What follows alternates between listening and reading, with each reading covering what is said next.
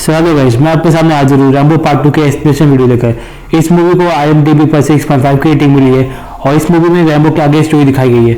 अगर आपने पार्ट 1 नहीं देखा है तो आप ऊपर दिए गए आई बटन पर क्लिक करके पार्ट 1 को देख सकते हैं और साथ ही साथ मैं डिस्क्रिप्शन में भी उस वीडियो की लिंक दे दूंगा, आप वहाँ से भी चेकआउट कर सकते हैं। तो चलिए वीडियो को स्टार्ट करते हैं। 3 साल पहले हुक में हुए इस घटना के बाद रैम्बो को 7 साल की सजा हुई। उसके बाद उसे जेल भेज दिया गया और उसके 3 साल बाद कर्नल सैम उसे मिलने के लिए जेल पहुंचते हैं और उसे बताते हैं कि वियतनाम का वॉर भले खत्म हो चुका है, लेकिन हमारे कुछ सैनिक अभी वहाँ पर वियतनाम फंसे हुए हैं। और हमारे जब यूएस गवर्नमेंट ने वहाँ के गवर्नमेंट से कांटेक्ट किया तो उन्होंने पूछा कि उनके कुछ सैनिक अभी भी वहाँ फंसे गए हैं जो कैदी बनाकर रखे गए हैं, लेकिन उन्होंने साफ साफ इनकार कर दिया। लेकिन कोई भी एविडेंस ना होने के कारण यूएस गवर्नमेंट ने कोई भी एक्शन नहीं ले पाया, जिस वजह से उन्होंने एक मिशन को तैयार किया जिसमें रैम्बो तुम्हें चुना गया है और तुम्हें सिर्फ वियतनाम में जाकर उन कैदियों की तस्वीरें खींच कर लानी है और उन्हें यूएस गवर्नमेंट को देना है। जिसके बाद वो लोग अपने एक टीम को तैयार करेंगी जो लोग उन कैदियों को वहां से छुड़ा कर ले आएगी। तुम्हें उनसे लड़ना नहीं है, तुम्हें सिर्फ उनकी तस्वीरें खींचकर उन्हें यूएस गवर्नमेंट को देना है। तुम्हें मिशन की आगे की जानकारी मार्शल देगा जो इस यूएस आर्मी में काम करता है। तुम्हें कुछ दिनों बाद यहाँ से थाईलैंड में आ जाएगा जहाँ पर तुम्हें मार्शल तुम्हें आगे की जानकारी दे देगा और फिर उसके बाद कर्नल सैम वहाँ से चले जाते हैं और फिर इसके थोड़े दिन बाद रैम्बो को वहां से हेलीकॉप्टर के जरिए थाईलैंड लिया जाता है जहां पर उसे मार्शल मिलता है और वो उसे आगे की जानकारी दे देता है। उसी रात को रैम्बो को प्लेन से वियतनाम के एरिया में ले आया जाता है जहां पर उसे कूदने कहा जाता है प्लेन से। जैसे वो प्लेन से कूद जाता है तो उसका बैक का बेल्ट प्लेन के डोर में फंस जाता है, जिस वजह से वो हवा में लटक जाता है और फिर रैम्बो अपने आप को छुड़ाने के लिए अपने नाइफ से उस रस्सी को काट देता है। लेकिन जब वो उस रस्सी को काटता है तो उसका सारा सामान हवा में कहीं और बिखर जाता है और वो नीचे तक गिरने लगता है। लेकिन वो पैराशूट खोलकर वो नीचे लैंड कर जाता है, लेकिन उसके पास सिर्फ अपना तीर कमान और एक नाइफ बच जाता है जिसके जरिए उसे उस मिशन को पूरा करना था। लेकिन कुछ दूर जाने के बाद रैम्बो को लगता है कि कोई उसका पीछा कर रहा है, जिसके बाद वो उसे पकड़कर उसे मारने वाला होता है। तभी वो देखता है कि वो एक लड़की है जो अपना नाम को बताती है और वो बोलती है कि रैम्बो मुझे तुम्हारी हेल्प के लिए भेजा गया है क्योंकि मैं इस जगह से बहुत ज़्यादा वाकिफ हूँ, तभी यूएस गवर्नमेंट ने मुझे चुना है ताकि मैं तुम्हारी हेल्प कर सकूं, क्योंकि मैं ही जानती हूँ कि वियतनाम के आर्मी का बेस कहाँ पर है। और उसके बाद वो वहाँ से लुटेरों की बस्ती में ले आती है जहाँ पर वो एक लुटेरे से डील करती है और उसकी बोट उधार पर ले लेती है और वो लोग उसे नदी पार करवा देते हैं और उसके बाद को उन्हें रुकने कहती है और वो दोनों छिपते हुए वियतनाम आर्मी के कैंप में घुस जाते हैं। और उसके थोड़ी देर बाद रैम्बो तीर कमान को निकाल लेता है, लेकिन को उसे रोकती है और उसे अपना कैमरा देती है, लेकिन रैम्बो साफ साफ मना करता है। तभी को उसे पूछती है कि तुम्हें यूएस गवर्नमेंट ने तस्वीरें खींचने को कहा है, तुम्हें लड़ने के लिए मना किया गया है।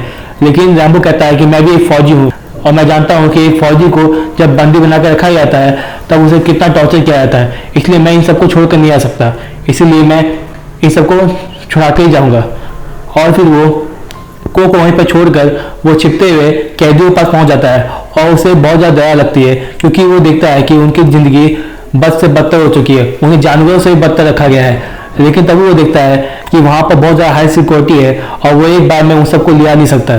जिसके बाद वो देखता है कि एक पेड़ में एक और कैदी को लटका कर रखा गया है और फिर उसके बाद रैम्बो तय करता है कि वो सिर्फ अभी एक कैदी को लेकर जाएगा और उसे यूएस गवर्नमेंट के सामने पेश करेगा और उसके बाद यूएस गवर्नमेंट उसके जरिए आगे के जितने बचे कैदी हैं उन सबको बचा लेगी। और फिर उसके बाद रैम्बो उस कैदी को छुड़ाकर को के पास ले जा ही रहा होता है, तभी वो देखता है कि को के पास में एक वियतनाम का सोल्जर पहुंच चुका है और वो उसे मारने वाला होता है। तभी वो अपने तीर कमान से उसे गले पर तीर मारता है, जिसकी वजह से वो वहीं पर मर जाता है और वो को बचाकर वहां से भाग ही रहा होता है। तभी वियतनाम की आर्मी उसे देख लेती है और वो उनका पीछा करने लगती है और वहाँ पर खुलेआम फायरिंग करने लगती है, लेकिन फिर भी उनसे बचते हुए लुटेरे की बोट तक पहुंच जाते हैं और वो नदी पार करने लगते हैं। इसी बीच में वियतनाम आर्मी की बोट वहां पहुंच जाती है और उन पर वापस से फायरिंग करने लगती है। तभी लुटेरे उन्हें धोखा देते हैं और उन पर ही गन टान देते हैं, लेकिन फिर भी रैम्बो उससे बचते हुए उन सबको मार देता है और वो एक मिसाइल लॉन्चर से वियतनाम आर्मी की बोट को उड़ा देता है और वो लोग फिर धीरे धीरे नदी पार कर जाते हैं। इसी बीच हम देखते हैं कि कर्नल सैम रैम्बो को बचाने के लिए 2 लोगों के साथ में हेलीकॉप्टर में बैठकर वियतनाम के एरिया में निकले हुए होते हैं। और इसी बीच हम देखते हैं कि रैम्बो को कहता है कि मैं आगे में इस कैदी को लेकर जा रहा हूँ और जब हम लोग सेफ हो जाएंगे तब मैं तुम्हें इशारा कर दूंगा और तुम हमारे साथ आ जाना। और फिर को ऐसा ही करती है और वो झाड़ियों में छिप जाती है। तभी हम देखते हैं कि रैम्बो को वियतनाम की आर्मी चारों तरफ से घेर लेती है लेकिन तभी कर्नल सैम वहाँ पर पहुँच जाते हैं और वो उन पर फायरिंग करने लगते हैं और वो धीरे धीरे करके अपने हेलीकॉप्टर को नीचे लाने लगते हैं। लेकिन हम देखते हैं कि हेलीकॉप्टर में 2 लोग मार्शल से कांटेक्ट करते हैं और वो उन्हें बताते हैं कि रैम्बो अभी जिंदा है और उसके साथ में एक कैदी भी है। और ये बात सुनकर मार्शल को बहुत ज़्यादा गुस्सा आता है क्योंकि वो अपनी नौकरी को खोना नहीं चाहता था और इसीलिए वो कहता है कि रैम्बो ने मेरी बात को नहीं माना, मैंने उसे सिर्फ तस्वीरें खींच को लाने कहा था और उसने एक कैदी को बचा के लाया है, इसीलिए उसे वहीं पर छोड़ दो और उस कैदी को भी वहीं पर छोड़ दो और तुम लोग वहाँ से वापस यूएस आर्मी के बेस में आ जाओ। लेकिन कर्नल सैम धीरे धीरे हेलीकॉप्टर को नीचे लाने कहते हैं, लेकिन वो लोग दोनों मना कर देते हैं और वो लोग हेलीकॉप्टर को वापस आर्मी बेस तक घुमाने लगते हैं। लेकिन कर्नल सैम उन्हें मना करते हैं। तभी वो लोग दोनों कर्नल सैम के ऊपर में बंदूक टांग देते हैं और उन्हें वापस ले आने लगते हैं। लेकिन रैम्बो देखता है कि हेलीकॉप्टर वापस जाने लगा है और वो उन्हें इशारा करता है, लेकिन फिर भी हेलीकॉप्टर नहीं रुकता और फिर धीरे धीरे वियतनाम आर्मी उन सबको घेर लेती है और उन्हें वापस से वियतनाम आर्मी के बेस में ले जाती है। और फिर वहाँ पर हम देखते हैं कि रैम्बो को बहुत ज़्यादा टॉर्चर किया जाता है और उसे सच उगलवाने की कोशिश की जा रही होती है। लेकिन तभी वहाँ पर वियतनाम आर्मी के कर्नल स्काई पहुँच जाते हैं और साथ ही में आर्मी चीफ यूशिन को वहाँ बुलाया जाता है ताकि वो लोग रैम्बो से सच उगलवा सके। और फिर इसके बाद हम देखते हैं कि कर्नल रैम्बो को अपने ऑफिस में बुलाता है और फिर उसे सच बोलने को कहता है, लेकिन वो कुछ भी नहीं बताता और फिर उसे वापस से टॉर्चर किया जाता है और उसे इलेक्ट्रिक शॉक भी दिया जाता है, लेकिन फिर भी वो कुछ नहीं बोलता। तभी हम देखते हैं कि कर्नल स्काई उस कैदी को अपने कैबिन बुलाता है और उसे टॉर्चर करने लगता है। लेकिन ये सब देखकर रैम्बो उसको रोकने को कहता है और फिर वो सच बताने को तैयार रहता है। और फिर कर्नल स्काई बोलते हैं कि तुम्हें अपने आर्मी से कांटेक्ट करना होगा और उन्हें बताना होगा कि तुम्हारा मिशन फेल हो चुका है और आगे से अगर उन्होंने कोई भी मिशन वियतनाम में करने की कोशिश की तो उसका अंजाम बहुत बुरा होगा। और फिर रैम्बो अपने आर्मी से कांटेक्ट करने की कोशिश करता है और फिर वो धीरे धीरे कांटेक्ट कर लेता है। और फिर हम देखते हैं कि कर्नल सैम उसके फ़ोन को रिसीव करते हैं और उससे बात करने की कोशिश करते हैं। वो उसके लोकेशन के बारे में पूछते हैं। रैम्बो उन सब के बारे में कुछ भी नहीं बताता और फिर वो कर्नल सैम को मार्शल से बात कराने कहता है और फिर मार्शल रैम्बो से बात करना शुरू कर देता है और वो पूछता है कि तुम्हारी लोकेशन क्या है, हम तुम्हारी लोकेशन में पहुँच कर तुम बचा लेंगे।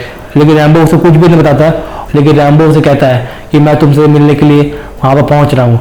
और फिर वो तुरंत माइक को उठाकर कर्नल स्काई के सिर पर मारता है और उसे बेहोश करके वहाँ से भागने लगता है। लेकिन इसी बीच हम देखते हैं कि को रैम्बो को बचाने के लिए आर्मी बेस में घुस चुकी थी और फिर वो रैम्बो की हेल्प करती है और उसे वहाँ से भगा ले जाती है और फिर वो वापस से वियतनाम आर्मी से बचने की कोशिश कर रहे होते हैं। लेकिन इसी बीच हम देखते हैं कि वो लोग पत्थरों के बीच में छिप जाते हैं और फिर हम देखते हैं कि को रैम्बो से कहती है कि तुम मुझे अपने यूएस आर्मी के पास ले चलो, मैं यहाँ पर नहीं रह सकती।